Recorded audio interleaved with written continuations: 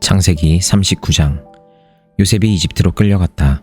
요셉을 이집트로 끌고 내려간 이스마엘 사람들은 바로의 신하인 경호대장 이집트 사람 보디발에게 요셉을 팔았다. 주님께서 요셉과 함께 계셔서 앞길이 잘 열리도록 그를 돌보셨다. 요셉은 그 주인 이집트 사람의 집에서 살게 되었다. 그 주인은 주님께서 요셉과 함께 계시며 요셉이 하는 일마다 잘 되도록 주님께서 돌보신다는 것을 알았다.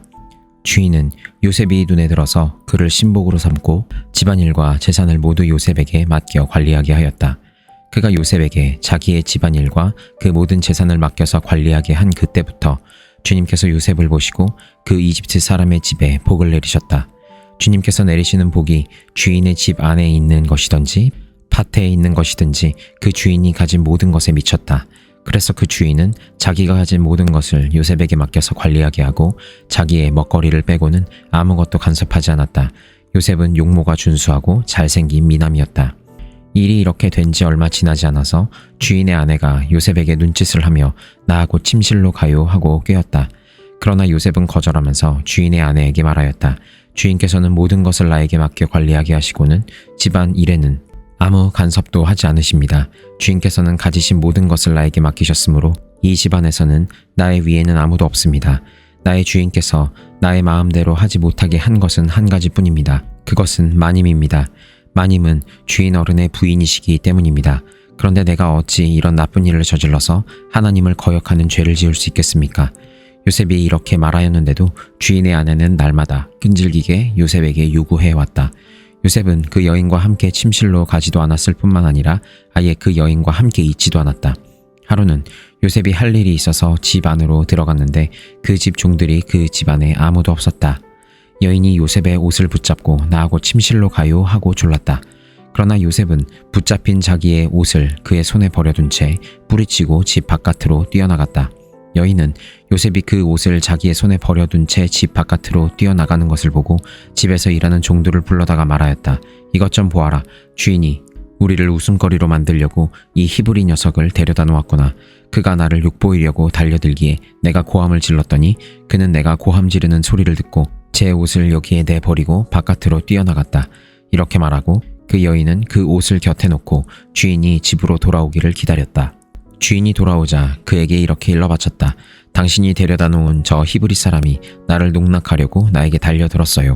내가 사람 살리라고 고함을 질렀더니 옷을 내 앞에 버려두고 바깥으로 뛰어나갔어요. 주인은 자기 아내에게서 당신의 종이 나에게 이 같은 행패를 부렸어요 하는 말을 듣고서 화가 치밀어 올랐다. 요셉의 주인은 요셉을 잡아서 감옥에 가두었다. 그곳은 왕의 죄수들을 가두는 곳이었다. 요셉이 감옥에 갇혔으나 주님께서 그와 함께 계시면서 돌보아 주시고 그를 한결같이 사랑하셔서 간수장의 눈에 들게 하셨다. 간수장은 감옥 안에 있는 죄수를 모두 요셉에게 맡기고 감옥 안에서 일어나는 온갖 일을 요셉이 혼자 처리하게 하였다. 간수장은 요셉에게 모든 일을 맡기고 아무것도 간섭하지 않았다. 그렇게 된 것은 주님께서 요셉과 함께 계시기 때문이며 주님께서 요셉을 돌보셔서 그가 하는 일은 무엇이나 다 잘 되게 해주셨기 때문이다. 마가복음 9장. 또 예수께서 그들에게 말씀하셨다.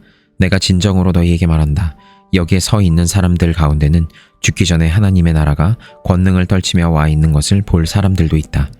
그리고 엿새 뒤에 예수께서 베드로와 야고보와 요한만을 데리고 따로 높은 산으로 가셨다. 그런데 그들이 보는 앞에서 그의 모습이 변하였다. 그 옷은 세상의 어떤 빨래꾼이라도 그렇게 희게 할 수 없을 만큼 새하얗게 빛났다. 그리고 엘리야가 모세와 함께 그들에게 나타나더니 예수와 말을 주고받았다. 그래서 베드로가 예수께 말하였다. 랍비님, 우리가 여기에 있는 것이 좋겠습니다. 우리가 초막 셋을 지어서 하나에는 랍비님을, 하나에는 모세를, 하나에는 엘리야를 모시겠습니다. 베드로는 무슨 말을 해야 좋을지 몰라서 이런 말을 했던 것이다.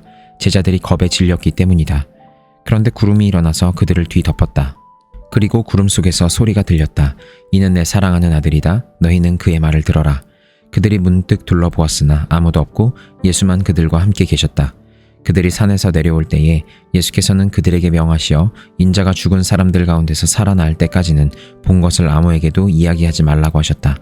그들은 이 말을 간직하고 죽은 사람들 가운데서 살아난다는 것이 무슨 뜻인가를 서로 물었다. 그들이 예수께 묻기를 어찌하여 율법학자들은 엘리야가 먼저 와야 한다고 합니까? 하니 예수께서 그들에게 말씀하셨다. 확실히 엘리야가 먼저 와서 모든 것을 회복한다. 그런데 인자가 많은 고난을 받고 멸시를 당할 것이라고 기록한 것은 어찌 된 일이냐? 내가 너희에게 말한다. 엘리야는 이미 왔다. 그런데 그를 두고 기록한 대로 사람들은 그를 함부로 대하였다. 그들이 다른 제자들에게 와서 보니 큰 무리가 그 제자들을 둘러싸고 있고 율법학자들이 그들과 논쟁을 하고 있었다. 온 무리가 곧 예수를 보고서는 몹시 놀라 달려와서 인사하였다. 예수께서 그들에게 물으셨다. 너희는 그들과 무슨 논쟁을 하고 있느냐? 무리 가운데 한 사람이 예수께 대답하였다. 선생님, 내 아들을 선생님께 데려왔습니다. 그 아이는 말을 못하게 하는 귀신이 들려 있습니다. 어디서나 귀신이 아이를 사로잡으면 아이를 거꾸러뜨립니다. 그러면 아이는 거품을 흘리며 이를 갈며 몸이 뻣뻣해집니다. 그래서 선생님의 제자들에게 그 귀신을 쫓아내 달라고 했으나 그들은 쫓아내지 못했습니다. 예수께서 그들에게 말씀하셨다. 아, 믿음이 없는 세대여, 내가 언제까지 너희와 함께 있어야 하겠느냐? 내가 언제까지 너희에게 참아야 하겠느냐? 아이를 내게 데려오너라. 그래서 그들이 아이를 예수께 데려왔다. 귀신이 예수를 보자 아이에게 즉시 심한 경련을 일으켰다. 아이는 땅에 넘어져서 거품을 흘리면서 뒹굴었다. 예수께서 그 아버지에게 물으셨다. 아이가 이렇게 된 지 얼마나 되었느냐? 그가 대답하였다. 어릴 때부터입니다. 귀신이 그 아이를 죽이려고 여러 번 불 속에도 던지고 물 속에도 던졌습니다. 하실 수 있으면 우리를 불쌍히 여기시고 도와주십시오. 예수께서 그에게 말씀하셨다. 할 수 있으면이 무슨 말이냐? 믿는 사람에게는 모든 일이 가능하다. 그 아이 아버지는 큰 소리로 외쳐 말했다. 내가 믿습니다. 믿음 없는 나를 도와주십시오. 예수께서 무리가 어울려 달려오는 것을 보시고 악한 귀신을 꾸짖어 말씀하셨다. 벙어리와 귀머거리가 되게 하는 귀신아, 내가 너에게 명한다. 그 아이에게서 나가라. 그리고 다시는 그에게 들어가지 말아라. 그러자 귀신은 소리를 지르고서 아이에게 심한 경련을 일으켜 놓고 나갔다. 아이는 죽은 것과 같이 되었다. 그래서 사람들은 모두 말하기를 아이가 죽었다 하였다. 그런데 예수께서 아이의 손을 잡아서 일으키시니 아이가 일어섰다. 예수께서 집 안으로 들어가시니 제자들이 따로 그에게 물어보았다. 왜 우리는 귀신을 쫓아내지 못했습니까? 예수께서 그들에게 말씀하셨다. 이런 부류는 기도로 쫓아내지 않고는 어떤 수로도 쫓아낼 수 없다. 그들은 거기에서 나와서 갈릴리를 가로질러 가고 있었다. 예수께서는 이것을 남들이 알기를 바라지 않으셨다.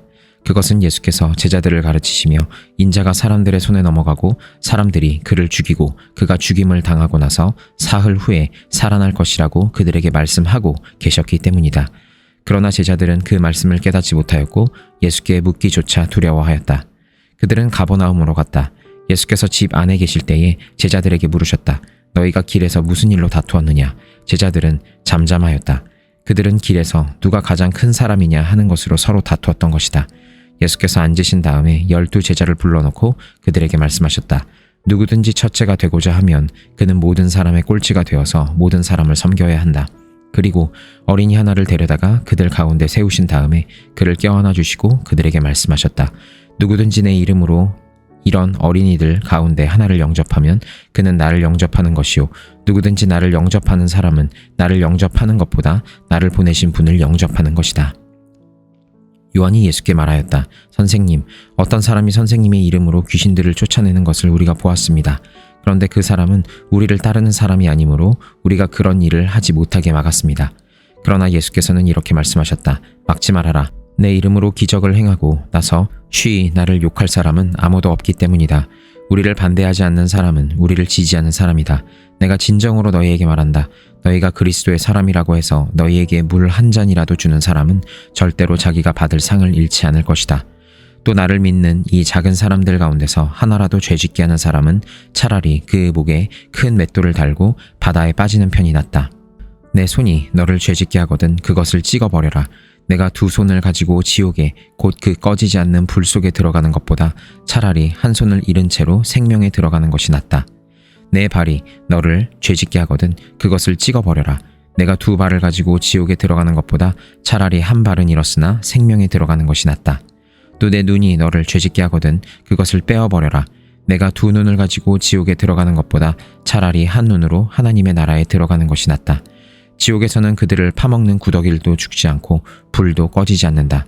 모든 사람이 다 소금에 절이듯 불에 절여질 것이다. 소금은 좋은 것이다.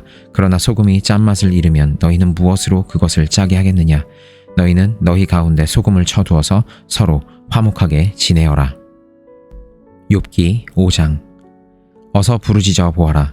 내게 응답하는 이가 있겠느냐? 하늘에 있는 거룩한 이들 가운데서 그 누구에게 하소연을 할 수 있겠느냐? 미련한 사람은 자기의 분노 때문에 죽고 어리석은 사람은 자기의 질투 때문에 죽는 법이다. 어리석은 사람의 뿌리가 뽑히고 어리석은 자의 집이 순식간에 망하는 것을 내가 직접 보았다. 그런 자의 자식들은 도움을 받을 데가 없어서 재판에서 억울한 일을 당해도 구해주는 이가 없었고, 그런 자들이 거두어들인 것은 굶주린 사람이 먹어치운다. 가시나무 밭에서 자란 것까지 먹어치운다. 목마른 사람이 그의 재산을 삼켜버린다. 재앙이 흙에서 일어나는 법도 없고 고난이 땅에서 솟아나는 법도 없다. 인간이 고난을 타고 태어나는 것은 불티가 위로 나는 것과 같은 이치이다. 나 같으면 하나님을 찾아서 내 사정을 하나님께 털어놓겠다. 그분은 우리가 측량할 수 없는 큰 일을 하시며 우리가 헤아릴 수 없는 기이한 일을 하신다. 땅에 비를 내리시며 밭에 물을 주시는 분이시다. 낮은 사람을 높이시고 슬퍼하는 사람에게 구원을 보장해 주시며 간교한 사람의 계획을 꺾으시어 그 일을 이루지 못하게 하신다. 지혜롭다고 하는 자들을 제 꾀에 속게 하시고 교활한 자들의 꾀를 금방 실패로 돌아가게 하시니 대낮에도 어둠을 만날 것이고 한낮에도 밤중처럼 더듬을 것이다. 그러나 하나님은 가난한 사람들을 그들의 칼날 같은 입과 억센 소나기로부터 구출하신다. 그러니까 비천한 사람은 희망을 가지지만 불의한 사람은 스스로 입을 다물 수밖에 없다. 하나님께 징계를 받는 사람은 그래도 복된 사람이다. 그러니 전능하신 분의 훈계를 거절하지 말아라. 하나님은 찌르기도 하시지만 싸매어 주기도 하시며 상하게도 하시지만 손수 낫게도 해주신다. 그는 6가지 환난에서도 너를 구원하여 주시며 7가지 환난에서도 재앙이 내게 미치지 않게 해주시며 기근 가운데서도 너를 굶어 죽지 않게 하시며 전쟁이 벌어져도 너를 칼에서 구해 주실 것이다. 너는 혀의 저주를 피할 수 있어 파멸이 다가와도 두려워하지 않을 것이다. 약탈과 굶주림쯤은 비웃어 넘길 수 있고 들짐승을 두려워하지도 않을 것이다. 너는 들에 흩어진 돌과도 계약을 맺으며 들짐승과도 평화롭게 지내게 될 것이다. 그래서 너는 집안이 두루 평안한 것을 볼 것이며 가축 우리를 두루 살필 때마다 잃은 것이 없는 것을 볼 것이다. 또 자손도 많이 늘어나서 땅에 풀같이 많아지는 것을 보게 될 것이다. 때가 되면 곡식단이 타작마당으로 가듯이 너도 장수를 누리다가 수명이 다 차면 무덤으로 들어갈 것이다. 이것은 우리가 지금까지 살펴본 것이니 틀림없는 사실이다. 부디 잘 듣고 너 스스로를 생각해서라도 명심하기 바란다. 로마서 9장. 나는 그리스도 안에서 참말을 하고 거짓말을 하지 않습니다. 내 양심이 성령을 힘입어서 이것을 증언하여 줍니다. 나에게는 큰 슬픔이 있고 내 마음에는 끊임없는 고통이 있습니다. 나는 육신으로 내 동족인 내 결례를 위하는 일이면 내가 저주를 받아서 그리스도에게서 끊어질지라도 달게 받겠습니다. 내 동족은 이스라엘 백성입니다. 그들에게는 하나님의 자녀로서의 신분이 있고 하나님을 모시는 영광이 있고 하나님과 맺은 언약들이 있고 율법이 있고 예배가 있고 하나님의 약속들이 있습니다. 족장들은 그들의 조상이요 그리스도도 육신으로는 그들에게서 태어나셨습니다. 그는 만물 위에 계시며 영원토록 찬송을 받으실 하나님이십니다. 아멘. 그러나 하나님의 약속의 말씀이 패했다고는 할 수 없습니다. 이스라엘에게서 태어난 사람이라고 해서 다 이스라엘 사람이 아니고 아브라함의 자손이라고 해서 다 그의 자녀가 아닙니다. 다만 이삭에게서 태어난 사람만을 너의 자손이라고 부르겠다 하셨습니다. 이것은 곧 육신의 자녀가 하나님의 자녀가 되는 것이 아니라 약속의 자녀가 참 자손으로 여겨지리라는 것을 뜻합니다. 그 약속의 말씀은 내년에 내가 다시 올 때쯤에는 사라에게 아들이 있을 것이다 한 것입니다. 그뿐만 아니라 리브가도 우리 조상 이삭 한 사람에게서 쌍둥이 아들을 수태하였는데 그들이 태어나기도 전에 무슨 선이나 악을 행하기도 전에 택하심이라는 원리를 따라 세우신 하나님의 계획이 살아있게 하시려고 또 이러한 일이 사람의 행위에 근거하는 것이 아니라 부르시는 분께 달려 있음을 나타내시려고 하나님께서 리브가에게 말씀하시기를 형이 동생을 섬길 것이다 하셨습니다. 이것은 성경에 기록된 바 내가 야곱을 사랑하고 에서를 미워하였다 한 것과 같습니다. 그러면 우리가 무엇이라고 말을 해야 하겠습니까? 하나님이 불공평하신 분이라는 말입니까? 그럴 수 없습니다. 하나님께서 모세에게 말씀하시기를 내가 긍휼히 여길 사람은 긍휼히 여기고 불쌍히 여길 사람을 불쌍히 여기겠다 하셨습니다. 그러므로 그것은 사람의 의지나 노력에 달려있는 것이 아니라 하나님의 자비에 달려 있습니다. 그래서 성경에 바로를 두고 말씀하시기를 내가 이 일을 하려고 너를 세웠다. 곧 너로 말미암아 내 능력을 나타내고 내 이름을 온 땅에 전파하게 하려는 것이다 하셨습니다. 그러므로 하나님께서는 긍휼히 여기시고자 하는 사람을 긍휼히 여기시고 완악하게 하시고자 하는 사람을 완악하게 하십니다. 그러면 그대는 내게 이렇게 말할 것입니다. 그렇다면 어찌하여 하나님께서는 사람을 책망하시는가? 누가 하나님의 뜻을 거역할 수 있다는 말인가? 오 사람아, 그대가 무엇이기에 하나님께 감히 말대답을 합니까? 만들어진 것이 만드신 분에게 어찌하여 나를 이렇게 만들었습니까? 하고 말할 수 있습니까? 토기장이에게 흙 한 덩이를 둘로 나누어서 하나는 귀한 데 쓸 그릇을 만들고 하나는 천한 데 쓸 그릇을 만들 권리가 없겠습니까? 하나님께서 하신 일도 마찬가지입니다. 하나님께서 진노하심을 보이시고 권능을 알리시기를 원하시면서도 멸망받게 되어 있는 진노의 대상들에 대하여 꾸준히 참으시면서 너그럽게 대해주시고 영광을 받도록 예비하신 자비의 대상들에 대하여 자기의 풍성하신 영광을 알리시고자 하셨더라도 어떻다는 말입니까? 하나님께서는 우리를 부르시되 유대 사람 가운데서만이 아니라 이방 사람 가운데서도 부르셨습니다. 그것은 하나님이 호세아의 글 속에서 하신 말씀과 같습니다. 나는 내 백성이 아닌 사람을 내 백성이라고 하겠다. 내가 사랑하지 않던 백성을 사랑하는 백성이라고 하겠다. 너희는 내 백성이 아니다 하고 말씀하신 그곳에서 그들은 살아계신 하나님의 자녀라고 일컬음을 받을 것이다. 그리고 또 이사야는 이스라엘을 두고 이렇게 외쳤습니다. 이스라엘 자손의 수가 바다의 모래와 같이 많을지라도 남은 사람만이 구원을 얻을 것이다. 주님께서는 그 말씀하신 것을 온전히 그리고 조속히 온 땅에서 이루실 것이다.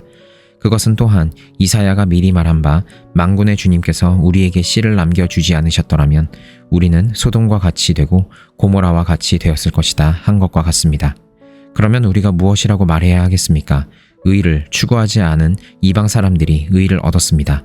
그것은 믿음에서 난 의입니다. 그런데 이스라엘은 의의 율법을 추구하였지만 그 율법에 이르지 못하였습니다. 어찌하여 이렇게 되었습니까? 그들은 믿음에 근거하여 의에 이르려고 한 것이 아니라 행위에 근거하여 의에 이르려고 했기 때문입니다. 그들은 걸림돌에 걸려 넘어진 것입니다. 그것은 성경에 기록한 바와 같습니다. 보아라, 내가 시온에 부딪히는 돌과 걸려 넘어지게 하는 바위를 둔다. 그러나 그를 믿는 사람은 부끄러움을 당하지 않을 것이다.